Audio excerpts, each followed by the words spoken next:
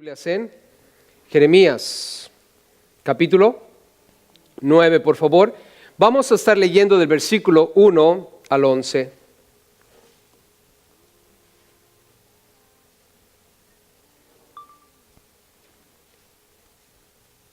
Jeremías, capítulo 9, y vamos a leer del versículo 1 al 11. El tema que vamos a estar considerando es Dios castiga la traición. Dios castiga la traición. Veamos aquí lo que Jeremías tiene que decirnos y después vamos a analizar cómo es que el Señor va a castigar la traición que el pueblo de Israel ha cometido contra Él. Dice aquí: oh, si mi cabeza se hiciese aguas y mis ojos fuentes de lágrimas, para que llore día y noche los muertos de la hija de mi pueblo. Oh, quien me diese en el desierto un albergue de caminantes, para que dejase a mi pueblo y de ellos me apartase, porque todos ellos son adúlteros, congregación de prevaricadores. Hicieron que su lengua lanzara mentira como un arco, y no se fortalecieron para la verdad en la tierra, porque de mal en mal procedieron y me han desconocido. Dice Jehová: guárdese cada uno de su compañero, y en ningún hermano tenga confianza, porque todo hermano engaña con falacia, y todo compañero anda calumniando, y cada uno engaña a su compañero, y ninguno habla verdad. Acostumbraron su lengua a hablar mentira, se ocupan de actuar perversamente. Su morada está en medio del engaño, por muy engañadores no quisieron conocerme, dice Jehová. Por tanto, así ha dicho Jehová de los ejércitos: he aquí que yo los refinaré y los probaré, porque ¿qué más he de hacer por la hija de mi pueblo? Saeta afilada es la lengua de ellos, engaño habla, con su boca dice paz a su amigo, y dentro de sí pone sus acechanzas. ¿No los he de castigar por estas cosas? Dice Jehová: de tal nación no se vengará mi alma. Por los montes levantaré lloro y lamentación, y llanto por los pastizales del desierto, porque fueron desolados hasta no quedar quien pase, ni oírse bramido de ganado. Desde las aves del cielo hasta la bestia de la tierra huyeron y se fueron. Reduciré a Jerusalén a un montón de ruinas, morada de chacales, y convertiré la ciudad de Judá en desolación en que no quede morador. Dios castiga la traición. Vamos a ver la primera parte de este capítulo. El capítulo tiene 22 versículos y eventualmente vamos a estar yendo a través de todos ellos. El capítulo tiene 26 versículos en total. Hoy vamos a ver solamente del 1 al 11 y después vamos a ver los otros versículos en una segunda parte. Pero quiero que noten algo que el pueblo de Israel está pasando, que espero en Dios nosotros no tengamos que pasar: la traición. ¿A alguno de ustedes les gusta la traición? La traición no es algo que como seres humanos estemos esperando en la vida. Nadie quiere ser traicionado. Algunas personas han sido traicionadas y ha sido algo brutal. Y nos vamos a dar cuenta cómo es que el pueblo de Israel traicionó a Dios.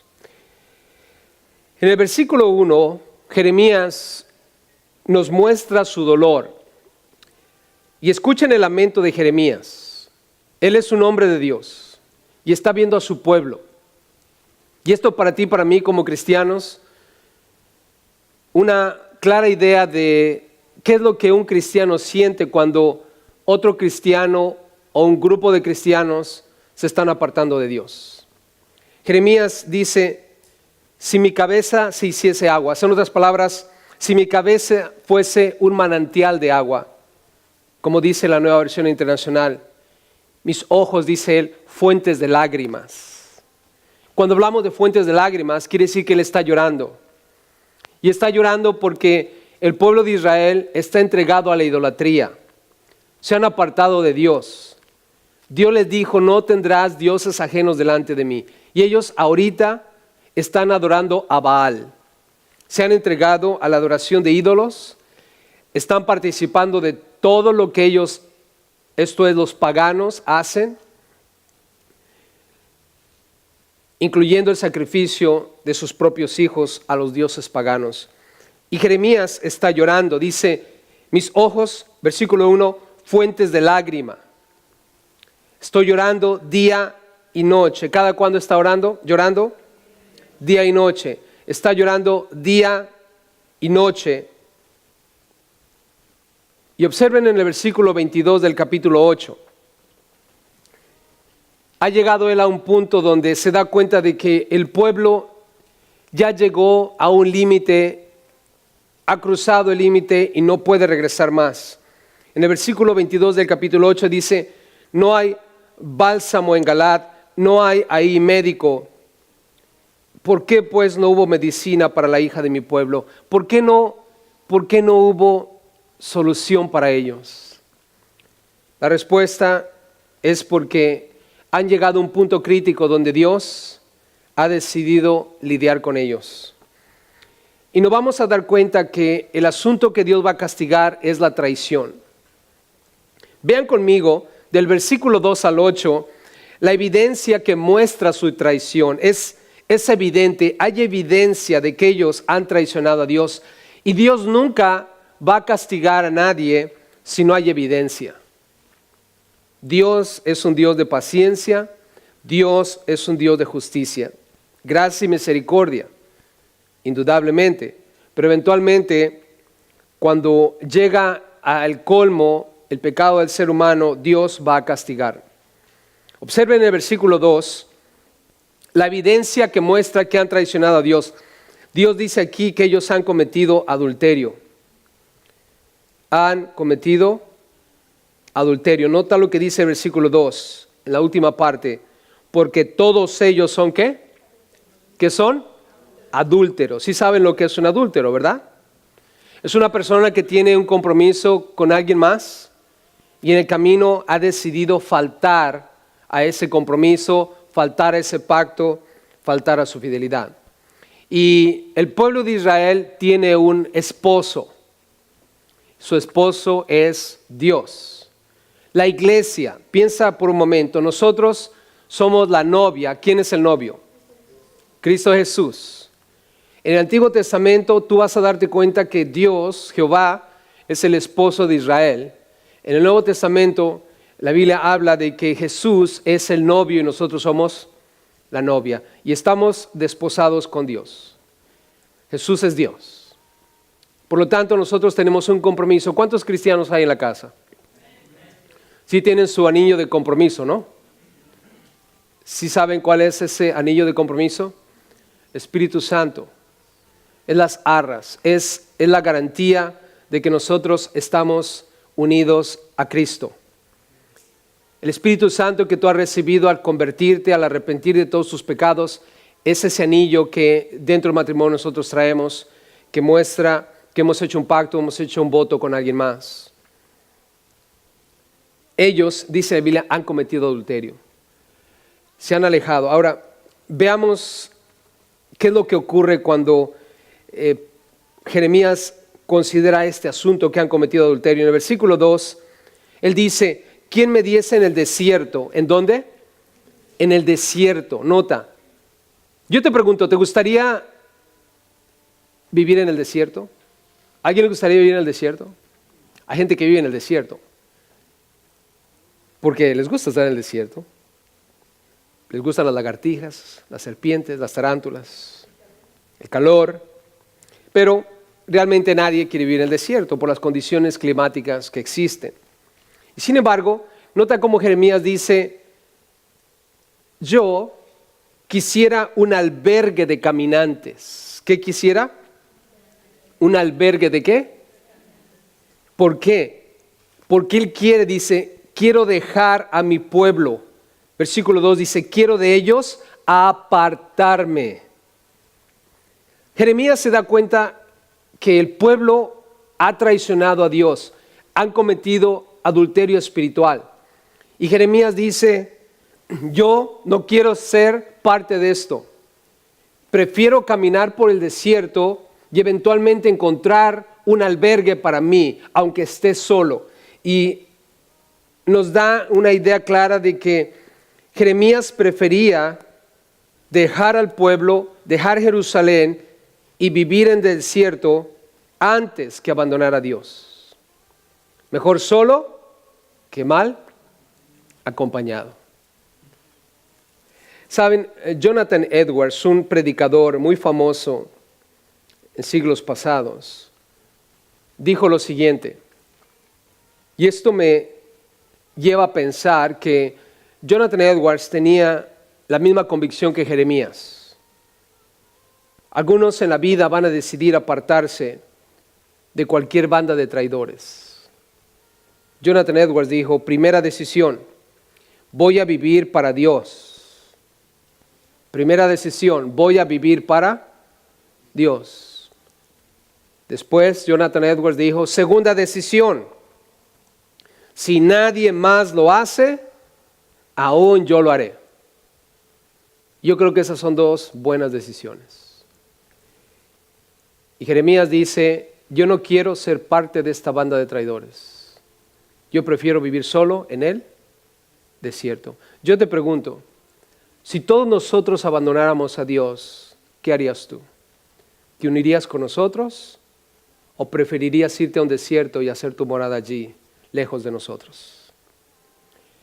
La convicción de Jeremías, hermanos, es mejor caminar por el desierto solo con Dios que en el jardín del Edén sin Dios. ¿Se acuerdan de Adán y Eva? En el jardín del Edén, un lugar hermoso creado por Dios. Yo no creo que haya existido un lugar tan hermoso como ese. Y sin embargo, Adán y Eva pecaron estando en ese lugar. Y cuando Dios llama al hombre, le dice, ¿dónde estás tú? ¿Dónde estás? Y ustedes y yo sabemos que Adán y Eva habían desobedecido a Dios. Adán le responde, oí tu voz en el huerto y tuve miedo porque estaba desnudo y me escondí. Adán reconoció dónde se encontraba. Adán sabía lo que había hecho. El pueblo de Israel no están buscando reconciliarse con Dios, no están buscando acercarse a Dios, no están buscando regresar a Dios. Están decididos a continuar en su adulterio. No hay arrepentimiento. Y Jeremías dice, yo prefiero apartarme de ellos. Observen lo que dice el versículo 2. Algunos deciden apartarse de la banda de traidores, otros deciden unirse a esa banda de traidores, porque todos ellos son adúlteros. Nota, congregación de prevaricadores. ¿Congregación de qué? Prevaricadores. La Nueva Versión Internacional dice banda de traidores. Son una banda de traidores. Ahora, esa es una evidencia. El Señor dice, esa es la evidencia que tengo contra ustedes. Han cometido adulterio. Segunda evidencia, mira lo que dice el versículo 3. Han abandonado la verdad. ¿Qué abandonaron? Escucha. Hicieron que su lengua lanzara mentira como un arco y no se fortalecieron para la verdad. No se fortalecieron para la verdad. Han abandonado la verdad y esa es la segunda evidencia que Dios les da y debe quedar claro, Dios nunca va a castigar a nadie, Dios nunca va a disciplinar a nadie, a menos que haya evidencia de que han cometido un acto contrario a lo que Dios quiere. De eso podemos estar seguros, Dios juzga con justicia. Ahora, nota lo que dice aquí, ¿qué es lo que ellos han hecho? Dice, no se han fortalecido para la verdad, o sea, ustedes no están constantemente buscando estar más firmes en la verdad. ¿Qué es lo que han hecho? Su lengua, dice, lanzará mentira como un arco, una flecha. El cazador tiene el arco en sus manos y flexiona el arco con la flecha y apunta y se ejercita todo el tiempo. Y entre más se ejercita en el uso del arco, más efectivo va a ser en su intención a lanzar la flecha.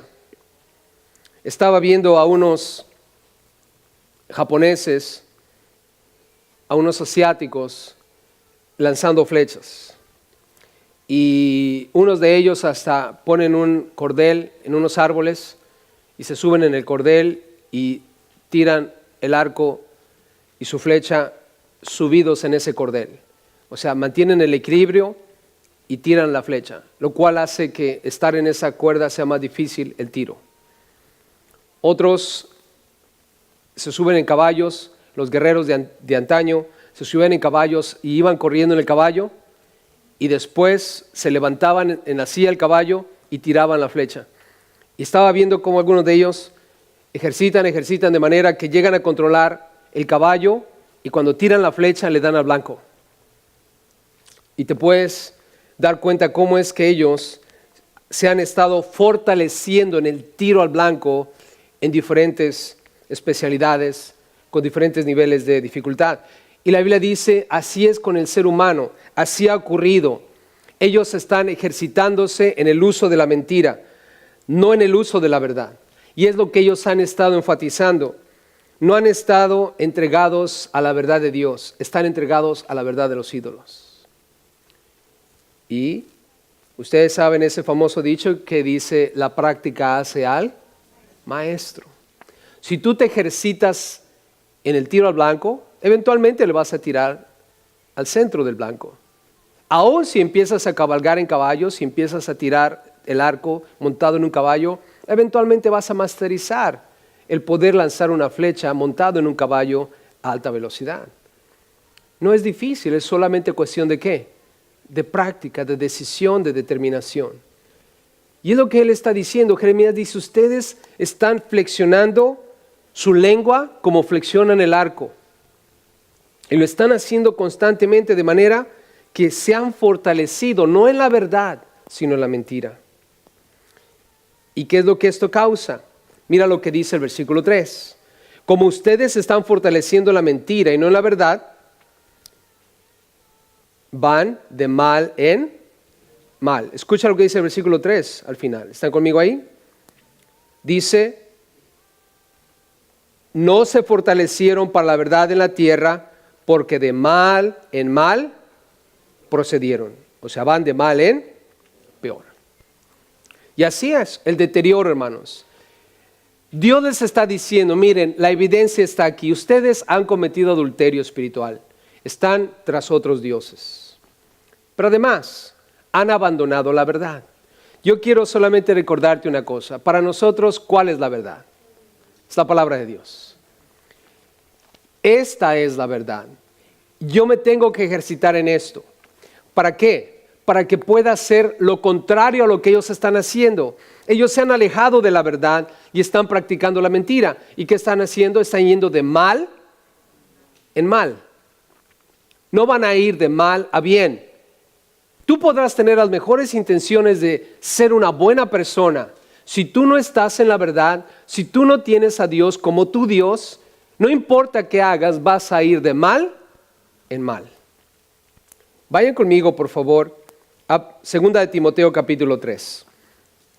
Quiero mostrarles este asunto de el abandonar la verdad. Es una evidencia que Dios va a usar para castigar eventualmente a los seres humanos.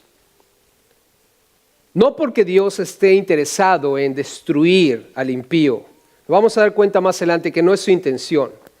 Pero recuerden que Dios es justo. ¿Verdad que Dios es justo? Por lo tanto, no va a dar por inocente al culpable, porque eso no es ser justo.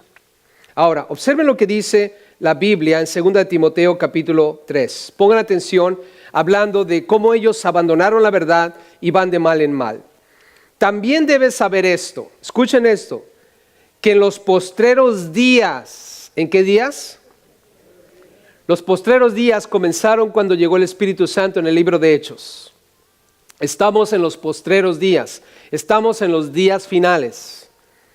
Vendrán tiempos peligrosos, porque habrá hombres amadores de sí mismos, ávaros, vanagloriosos, soberbios, blasfemos, desobedientes a los padres, ingratos, impíos, sin afecto natural, implacables, calumniadores, intemperantes, crueles, aborrecedores de lo bueno, traidores, Familia, estamos leyendo Jeremías.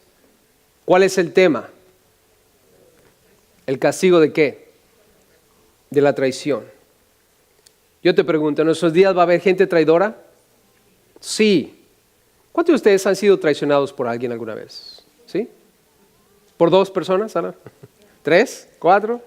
A lo mejor tienes hasta la lista y ya ni para qué los cuento, ¿no? Podríamos hacer una telenovela de todas esas cosas, ¿no? Pero es verdad. Y podemos analizar todas las cosas que están escritas ahí y es señal de los últimos tiempos. Ahora, noten lo que dice 4. Traidores, impetuosos, infatuados, amadores de los deleites más que de Dios. ¿Tendrán apariencia de qué? Oh, se miran bonitos y hermosos y parecen como que están siguiendo a Dios, pero negarán la eficacia de ella. ¿Qué dice la Biblia? A estos, evita. ¿Qué hizo Jeremías? ¿Siguió a esa banda de traidores? ¿O le jaló para el desierto buscando un lugar donde refugiarse? Jaló para el desierto, hermanos. Yo no quiero ser parte de esta bola de traidores. Si ustedes han decidido dejar a Dios, allá ustedes. Yo voy a permanecer ¿con quién? Con Dios. ¿Se acuerdan de Josué?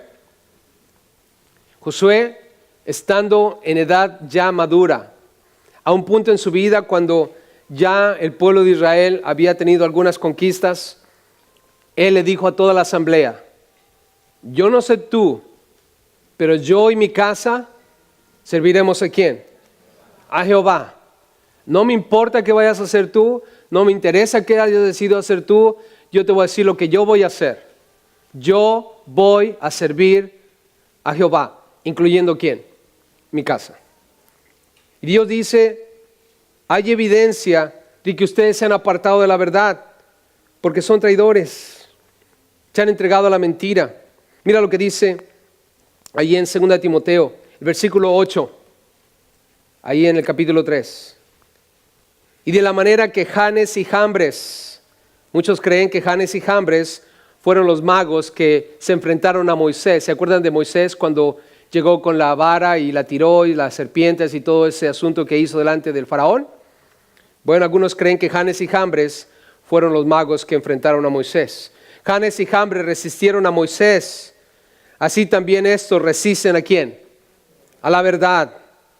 Hombres corruptos de entendimiento, reprobos en cuanto a la fe, mas no irán más adelante, porque su insensatez será manifiesta a todos. Hermanos, ¿es insensatez dejar a Dios? Es la insensatez más grande que algún ser humano puede hacer después de haber conocido.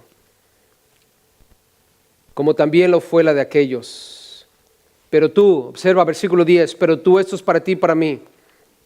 Tú has seguido mi doctrina, conducta, propósito, fe, longanimidad, amor, paciencia, persecuciones, padecimientos como los que me sobrevivieron en Antioquía, en Iconio, en Listra, persecuciones que he sufrido y de todas me ha librado el Señor. Y también, escucha, todos los que quieren vivir piadosamente en Cristo Jesús padecerán persecución, mas los malos hombres y los engañadores irán de mal en peor, engañando y siendo ¿qué? Engañados. Esto, hermanos, aplica al pueblo de Israel. Ellos en algún momento fueron engañados por los dioses paganos, por las naciones paganas. Se dejaron contaminar por lo que estaba a su alrededor en la sociedad en la cual ellos vivían. Y tú y yo como cristianos somos miembros de esta sociedad, somos parte de esta cultura en la cual vivimos, pero debemos tener mucho cuidado. Mantén los ojos abiertos, que tus antenitas de vinil estén siempre listas para detectar la presencia de ¿quién? Del enemigo, y no te dejes engañar. Ellos se dejaron engañar. ¿Y qué pasó? Terminaron atrapados y fueron de mal en peor, engañando y siendo engañados. 14. Pero persiste tú en lo que has aprendido y te persuadiste. Mantente en la verdad, sabiendo de quién has aprendido y que desde la niñez has sabido las sagradas escrituras, las cuales te pueden hacer sabio para la salvación por la fe que es en Cristo Jesús. Toda la Escritura es inspirada por Dios y útil para enseñar, para redarguir, para corregir, para instruir en justicia, a fin de que el hombre de Dios sea perfecto, enteramente preparado para ¿cuántas buenas obras? Para todas. Por lo tanto, familia, yo quiero recordarles algo. Esta palabra es la palabra de Dios. Esta es la verdad. ¿Por qué Dios va a castigar a Israel? Porque han abandonado la verdad y se han entregado a cosas insensatas. Mantengámonos en la verdad, hermanos. La segunda evidencia que Dios les dice. La primera, ustedes han cometido adulterio.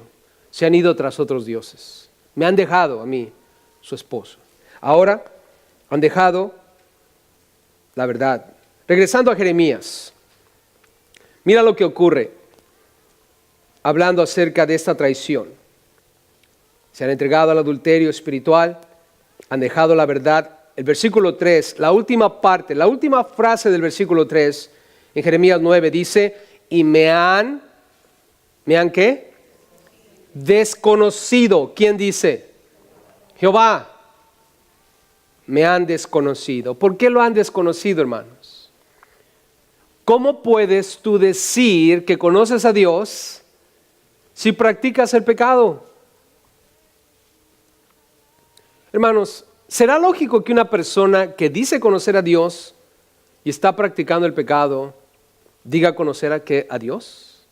¿O que es de Dios? No, hermanos.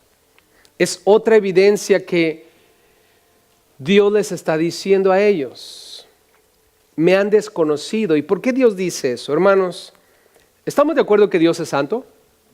¿Cuántos creen que Dios es santo? Bueno, no importa si lo crees o no. Dios es santo. ¿Verdad que Dios es santo? Claro que es santo. Ahora, una de las cosas que necesitamos entender de su santidad es de que Él, cuando hablamos de que es santo, nada tiene que ver con el pecado. Cuando Jesús estuvo aquí en la tierra, nunca pecó. Fue tentado, fue probado, pero nunca pecó. La Biblia dice que fue sin pecado. ¿Y por qué? Porque Dios es santo. Dios nada tiene que ver con el pecado. Él vino a morir por nosotros los pecadores. Ahora, cuando Dios dice ustedes me han desconocido, es porque ellos están practicando el pecado. Cuando hablamos de la evidencia de que han cometido adulterio, ¿qué es eso? Están entregados a la idolatría. Familia, la Biblia dice no tendrás dioses ajenos delante de. Si tú tienes dioses ajenos delante de Dios, ¿es pecado sí o sí? Sí, ¿no?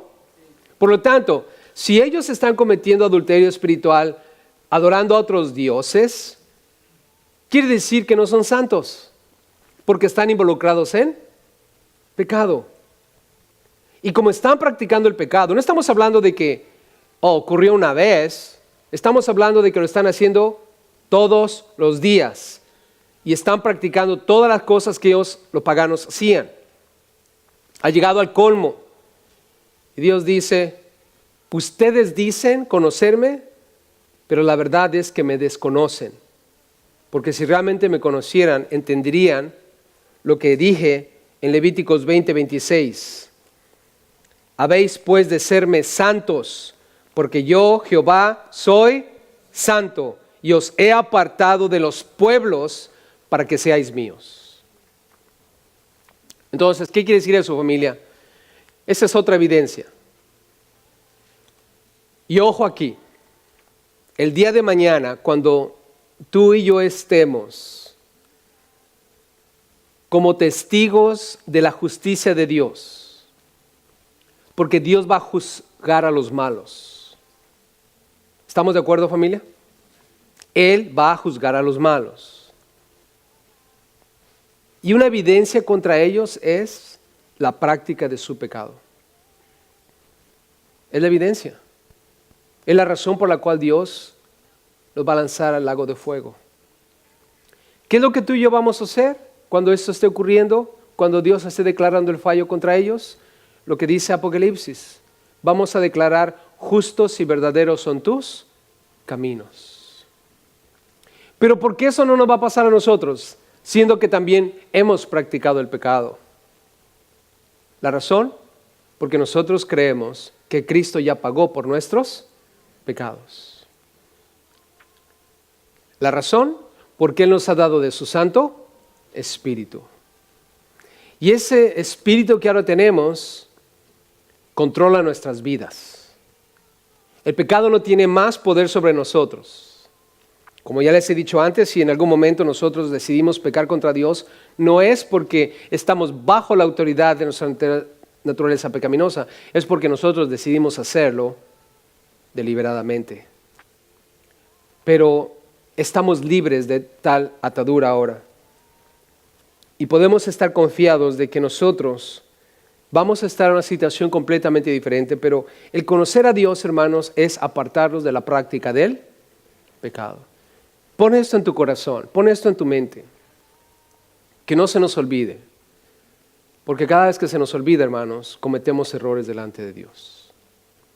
Todos los días, recuérdate algo, Dios es santo. Dilo conmigo, Dios es santo. Todas las mañanas, cada vez que te acuerdes, Dios es santo. ¿Y eso qué me va a ayudar a mí? Bueno, si tú dices conocer a Dios, si yo digo conocer a Dios, debo ser santo como Él es santo. Y Él nada tiene que ver con el pecado. Y eso debe frenar mis instintos, mis deseos, mis pasiones desordenadas. Y el Espíritu Santo debe controlarme. El momento que tú pierdas conciencia de eso, en el momento que tú olvides que Dios es santo, en ese momento estás en peligro de volver a caer bajo el señorío de tus pasiones. Que no se nos olvide, hermanos. Guardémonos. El Señor dice, me han desconocido. Vayan conmigo a 1 de Pedro, por favor. 1 de Pedro capítulo 1. Quiero que vean conmigo allí cómo es que Pedro nos recuerda, hermanos, algo que el pueblo de Israel olvidó. Estamos hablando de que Dios castiga la traición. ¿Hay evidencia para que ellos sean castigados? Sí. Han cometido adulterio, han abandonado la verdad, han desconocido a Jehová. Y vean lo que dice 1 de Pedro capítulo 1, versículo 15 y 16. Como aquel que os llamó es santo. Noten, como aquel que os llamó es santo. ¿Qué dice la Biblia? Sed también vosotros santos en toda vuestra manera de vivir. ¿Qué quiere decir eso, hermanos? Ser santo en toda nuestra manera de vivir. Todos los días, cada día, mientras vivimos nuestra vida aquí en la tierra, no nos envolvamos con nada que tenga que ver con el pecado. Eso es vivir nuestra santidad aquí en la tierra. ¿Cuántos son santos? No los vi muy convencidos. ¿Cuántos son? De verdad, levanta la mano si tú eres un santo. ¿Sí entiendes lo que es ser un santo, no? ¿Sí entienden o no entienden lo que es ser santo? Mira, tú eres santificado, escucha esto, declarado santo. Yo sé que no te sientes así, porque yo también a veces me veo en el espejo y digo, no, santo no tienes nada, hermano. Mira los cuernotes que te salen ahí. Nada tiene que ver con cómo te sientes, hermano. Porque hay días que yo me siento miserable. Pero tus sentimientos nada tienen que ver con eso si en verdad has creído en Cristo Jesús.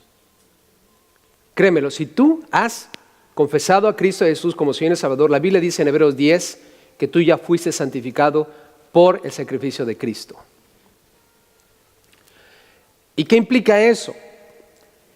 Que estás completamente separado de cualquier cosa que tenga que ver con el pecado. Pero ¿por qué a veces peco, pastor? No es porque hayas dejado de ser santo. Sencillamente es Porque ese momento de tentación, en ese momento de prueba, decidiste ir en contra de lo que Dios dice no debes hacer. Si eres cristiano, así es, te pasa así. No viene el diablo y te agarra y te forza y te empuja y te arrastra sobre eso. No es así, hermano. Ni es algo que me pueda decir, ay, no tuve control. Sí, sí tenías control, pero no quisiste controlarte. No os hagáis. Ahora, si es verdad que no tuviste control y si es verdad que el diablo te empujó, entonces tú no eres cristiano. Entonces tú no eres hijo de Dios. Tú eres un hijo del diablo. Y si yo fuera tú, me arrepentiría, pero ya. ¿Verdad que sí, hermanos? Por lo menos eso es lo que dice 1 Juan capítulo 3. No os engañéis. El que practica el pecado, ¿de quién es hijo? No tengan miedo. ¿De quién es hijo? No va a pasar nada. ¿De quién es hijo? El diablo. Pero el que no practica el pecado, ¿de quién es hijo? De Dios. No os engañéis. Ahora, ¿qué quiere decir este asunto de ser santo en nuestra manera de vivir? Lo único que quiere decir es que todos los días nos levantamos con esto en mente. Yo soy santo. ¿Podrás decir conmigo, yo soy santo? ¿Sí? Si lo usamos, 1, 2, 3. Yo soy santo. ¿Qué quiere decir eso? Que no debo meterme con nada que tenga que ver con el ¿qué? El pecado. ¿Por qué? Porque el pecado tiene consecuencias. Ahora, ¿a alguien le gusta sufrir, además de lo que vamos a sufrir como cristianos, por las buenas? No, a menos que sea masoquista. Pero en fin, el vivir santamente es lo que quiere decir. Durante el día van a venir pruebas, van a venir tentaciones. ¿Y qué es lo que tenemos que hacer cuando vienen estas pruebas y estas tentaciones? Es solamente declarar lo que ya somos. ¿Qué somos? Santos. Y por lo tanto no voy a involucrarme, ensuciarme con nada de estas cosas que se están poniendo enfrente de mí. Se mira atractivo, se mira interesante, es bueno a los ojos, es bueno al paladar, pero no debemos hacerlo. ¿Y qué pasa si de repente la regamos? Abogado tenemos para quién? Para con el Padre. Oh, pero solamente porque la gracia abunda es licencia para pecar. Todos sabemos la respuesta, ¿verdad que sí? La respuesta es no. Y estoy hablando con gente inteligente y con gente madura. Y no creo que el decirles esto vaya a causar que ustedes se tiren a la izquierda cuando debemos caminar por la derecha. ¿Verdad que sí? Son lo suficientemente maduros y puedo hablarles como tales. Pero que sí quiero que entiendan, hermanos, es que el Dios de toda gracia que nosotros adoramos es realmente un Dios de toda gracia, pero no deja de ser un Dios justo. Y por eso la Biblia nos exhorta que debemos apartarnos de todo ¿qué? Pecado. Vivir santa y piadosamente. Nota lo que dice ahí 1 de Pedro. Sed también vosotros santos en toda vuestra manera de vivir. 16, porque escrito está, sed santos, porque yo soy ¿qué? Santo. ¿Quién dijo eso? Dios. Así es que, familia, la evidencia es que ellos han desconocido a Dios. ¿Y cómo sabemos que ellos han desconocido a Dios? Porque están practicando el pecado. Han dejado de ser ¿qué? Santos. Y Dios los va a castigar. Regresando a Jeremías otra vez, otra evidencia más. Han cometido adulterio espiritual, han abandonado la verdad, han desconocido a Dios. Mira lo que dice el versículo 4 y 6. Habla de una vida que ellos están llevando a cabo. Han transformado su vida. Pero no es una transformación para bien. De un pueblo apartado, de un pueblo santo, ahora son un pueblo inmundo. Han transformado su vida. Mira lo que están haciendo. Se han entregado a la calumnia. Versículo 4. Guárdese cada uno de su compañero, o sea, ten cuidado de tu compañero, de tu prójimo, y en ningún hermano tenga confianza. Imagínate que yo venga aquí a la iglesia un día y te diga, ¿sabes qué, hermano, hermana? ¿Ves al hermano que está a tu lado? No le tengas confianza, cuídate de él. ¿Cuántos regresarían a esta iglesia? No, pues adiós. ¿Verdad que sí? O ahí en tu casa, tu propia casa. Que no tuvieras confianza de estar en tu casa, no tuvieras confianza hasta dejar el dinero. Yo tengo confianza en la casa, yo llego y dejo 100, 300, 500 mil dólares en la mesa y nada. Dejo 25 centavos, 75 centavos y ahí está, nadie se los lleva. sea, la confianza, ¿no? Puedes estar en tu casa y tienes todas tus cosas personales, cualquier cosa. Es tu esposa, es tu esposo, tus hijos. ¿Hay qué? Confianza. Pero qué triste cuando estás en una relación donde no puedes tener confianza. Es algo horrible, hermanos. Y el pueblo de Israel, a causa de su pecado, ya no hay confianza entre ellos. ¿Por qué? Mira lo que ellos han hecho. Han transformado su vida de una manera tan drástica que la confianza se ha perdido. Porque todo hermano, dice allí, versículo 4, engaña con falacia. O sea, está buscando engañar para destruir. Y todo compañero anda, ¿qué anda haciendo, hermanos?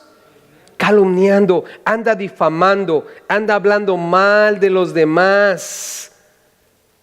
Ay, hermanos, tenemos que tener cuidado, ¿verdad que sí? ¿Saben? Una de las cosas más valiosas que los seres humanos tenemos es el buen nombre.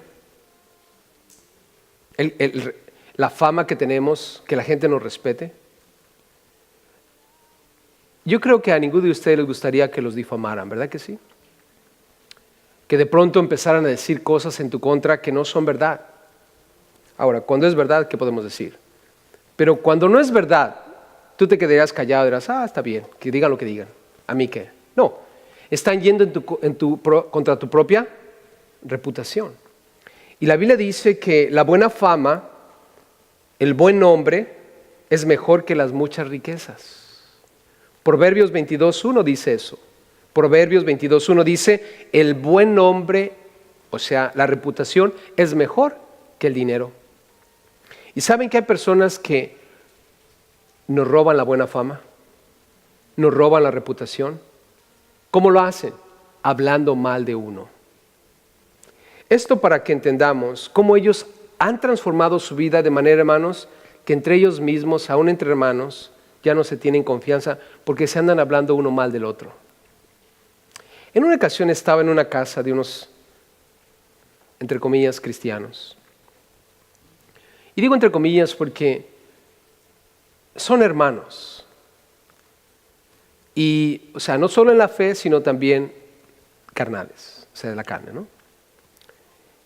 Y se estaban hablando mal el uno del otro. Ahora, no mientras están juntos, sino mientras yo estoy conversando con uno, este me está hablando mal del otro. Y cuando estoy con el otro me está hablando mal del otro. Y no es malos hábitos o cosas, no. Intencionalmente decirme algo para destruir su persona. O sea, es calumnias. Es compartir ideas destructivas de la otra persona.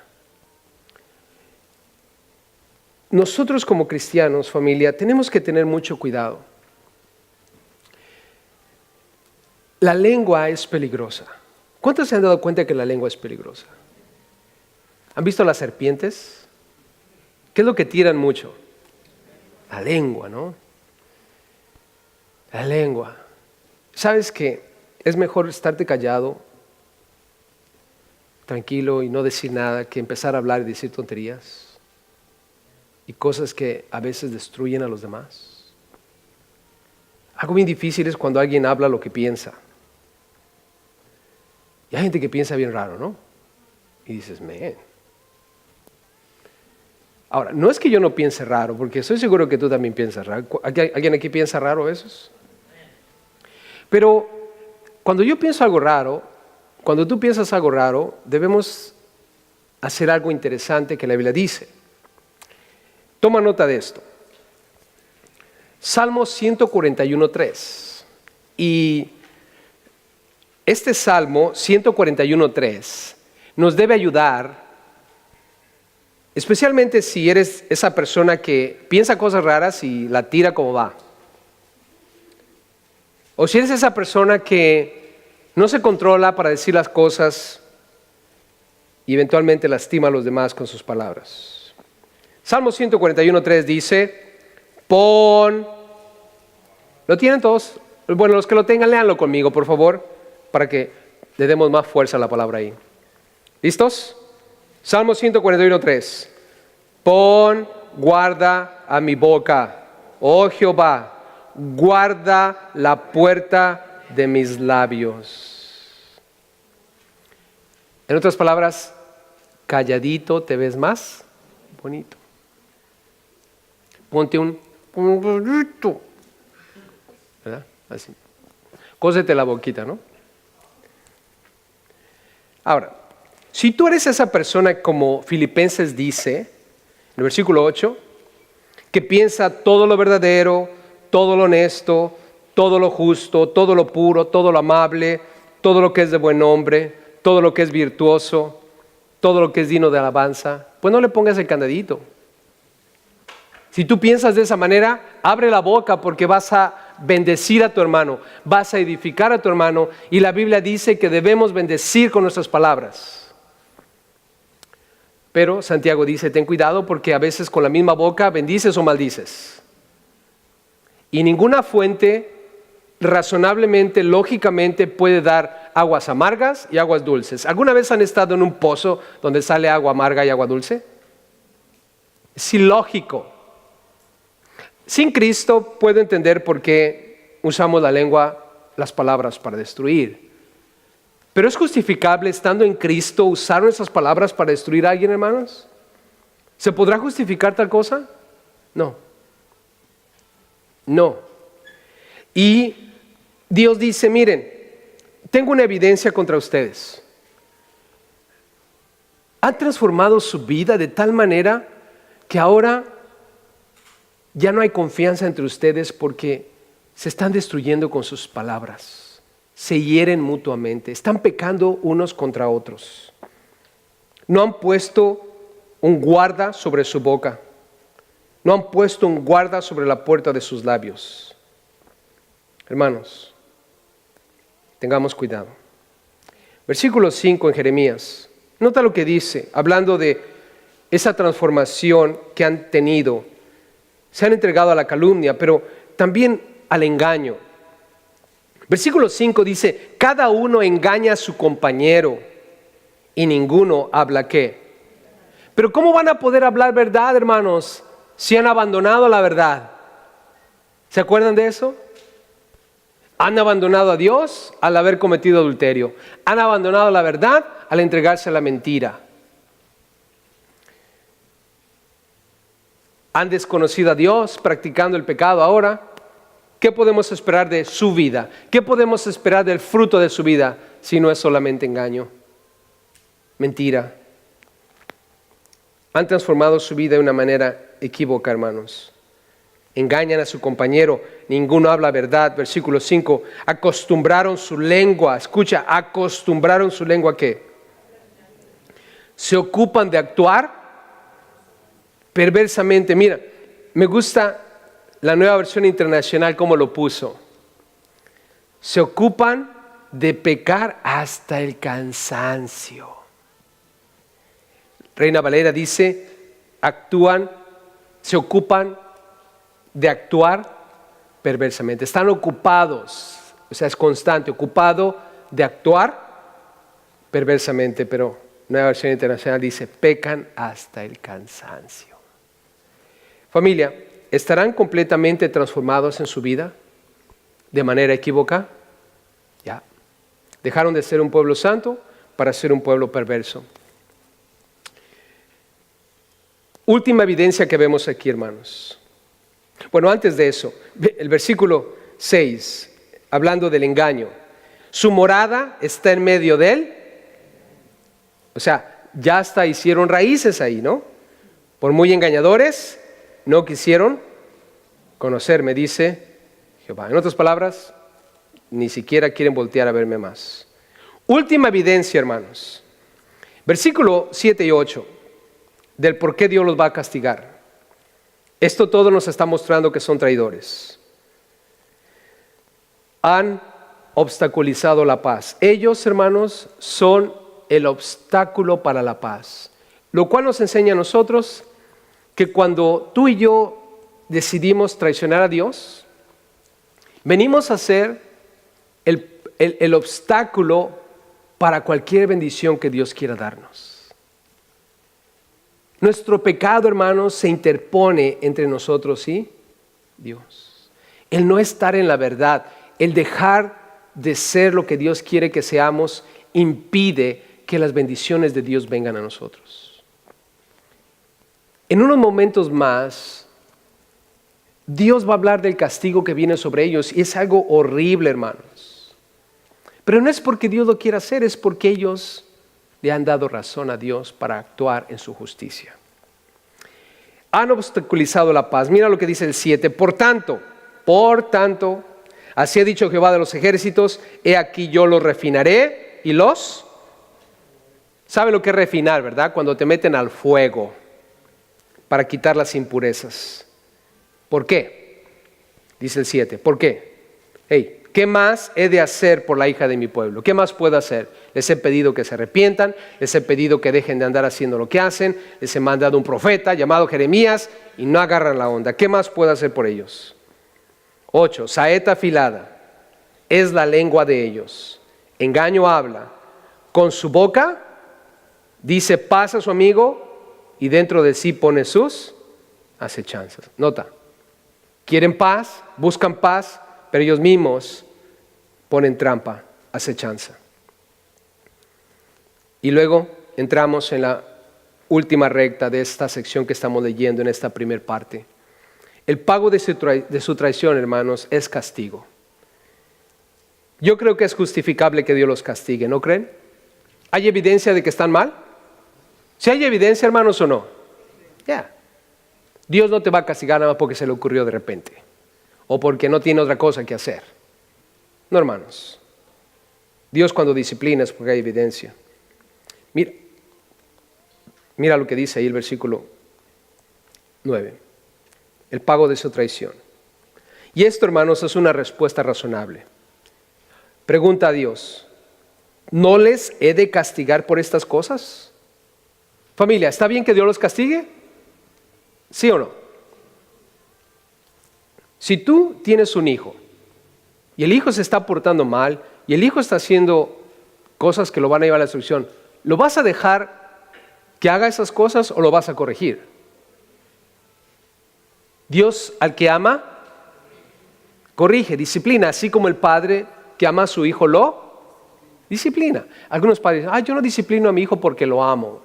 Mentira, eso está en contra de la palabra de Dios. Tienes que corregir si es que en verdad amas. Un hijo que no es corregido, en verdad es un hijo que no es amado por sus padres. No lo he de castigar por estas cosas, dice Jehová. De tal nación no se vengará mi alma.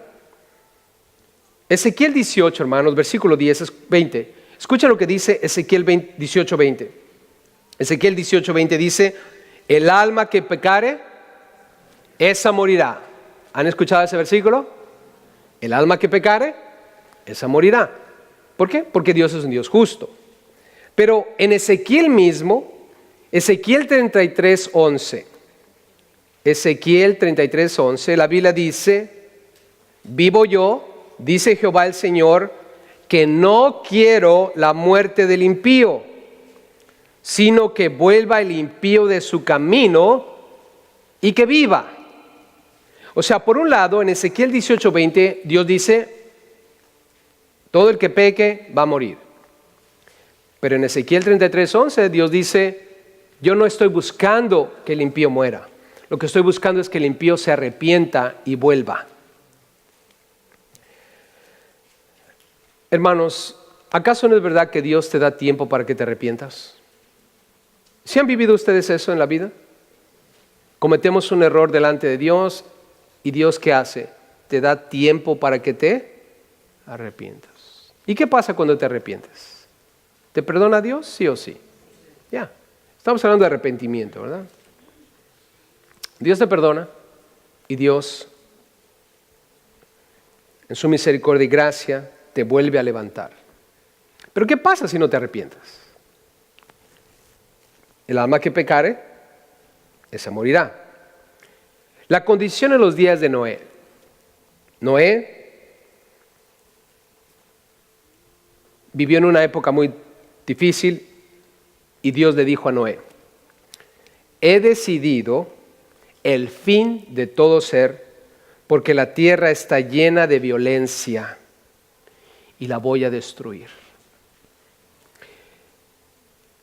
Dios habló con Abraham y le dijo acerca de Sodoma y Gomorra. El clamor contra Sodoma y Gomorra se aumenta más y más. El pecado de ellos se ha agravado y los voy a destruir.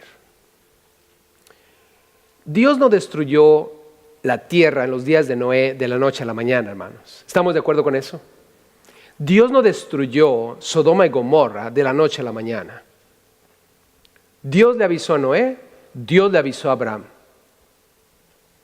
Dios le ha dado a este mundo la Biblia, predicadores, evangelistas, pastores, gente como tú y como yo, que tienen conocimiento de la Biblia para decirle a este mundo que está en pecado contra Dios y que tienen que arrepentirse.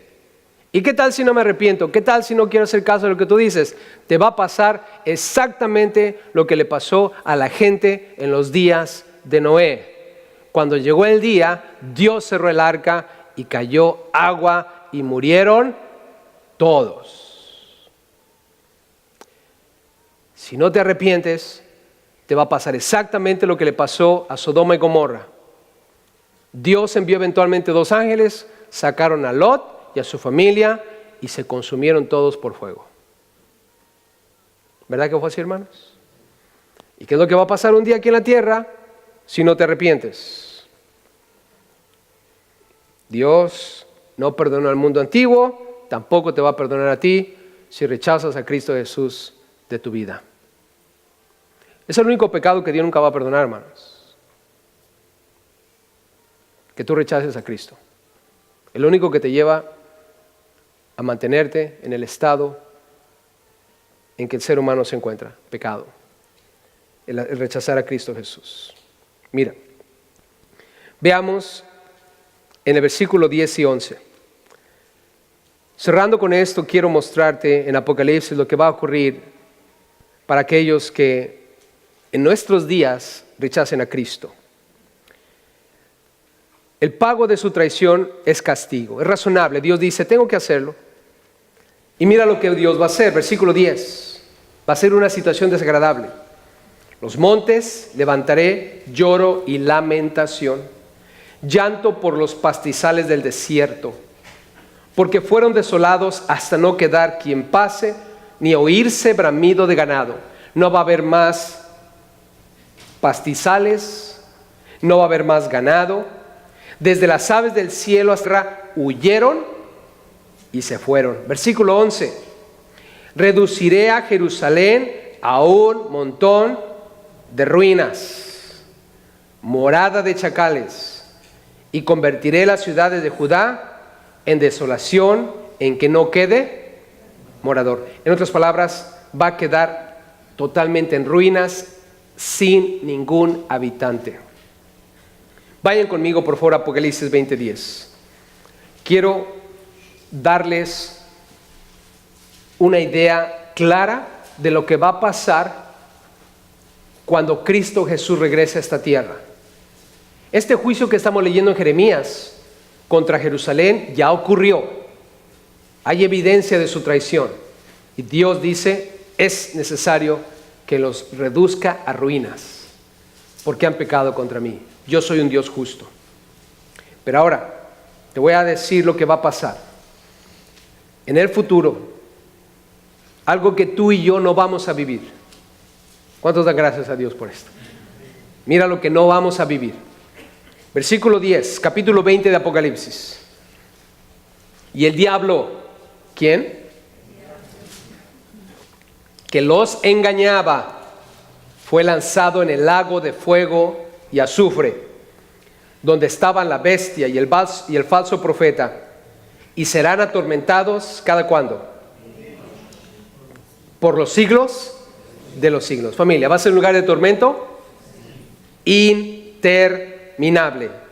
Y vi un gran trono blanco y al que estaba sentado en él. El Padre, Dios, está sentado en el trono blanco, de delante del cual huyeron la tierra y el cielo, y ningún lugar se encontró para ellos. Escucha, versículo 12. Y vi a los muertos, grandes y pequeños, de pie ante Dios. Estos muertos, grandes y pequeños, son las personas que rechazaron a Cristo Jesús, que no aceptaron a Cristo. Ahí tú y yo no estamos. Y fueron juzgados los muertos.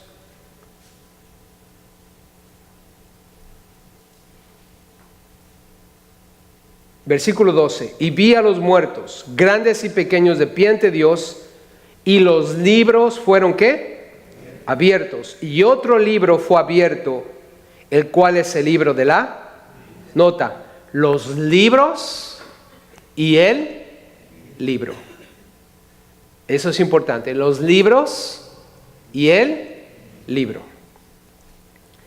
Y fueron juzgados los muertos, escucha, por las cosas que estaban escritas ¿en dónde? En los libros. Buenas nuevas, cristiano. No hay nada en esos libros en contra tuya. ¿Sabes por qué? Porque Cristo pagó por todo eso. ¿Pero por qué hay cosas contra ellos? Porque no aceptaron a Cristo Jesús. Ojo, fueron juzgados por las cosas que estaban escritas en los libros según sus ¿qué? Obras. 13. Y el mar entregó los muertos que había en él, y la muerte y el Hades entregaron los muertos que había en ellos, y fueron juzgados cada uno según sus obras. Y la muerte y el Hades fueron lanzados al lago de fuego. Esa es la muerte segunda. Escucha esto, versículo 15. Y el que no se halló inscrito en el libro de la vida fue lanzado al lago de ¿dónde? ¿Y quién estaba allí en ese lago de fuego? ¿Quién fue lanzado primero? El diablo. Lugar de tormento, día y noche, por los siglos de los siglos. El que no se halló inscrito en el libro de la vida. ¿Cuántos están inscritos en el libro de la vida? Aleluya, ¿verdad que sí? Ahora sí que por mí que abran los libros que quieran. No porque yo no haya escrito nada en esos libros, créeme, he escrito, ha de haber varios volúmenes ahí. Ha de ser toda la enciclopedia británica. Pero créemelo, abre las páginas con toda confianza. Están en blanco. ¿Pero por qué están en blanco? Porque Cristo Jesús hizo su obra en la cruz por mí, para que yo no tenga que ser juzgado según mis obras. Y mi nombre está escrito en el libro de la vida, porque creo en Cristo Jesús. El castigo de la traición, hermanos, es terminar eventualmente en el lago de fuego, un lugar de tormento, día y noche por los siglos de los siglos. Dios es un Dios justo, familia, y en su justicia nos va a dar vida eterna, porque hemos confesado a Cristo como Señor y Salvador. Así es que, familia, vivan confiados. Cristo Jesús viene pronto por nosotros, y nuestros nombres están escritos en el libro de la vida.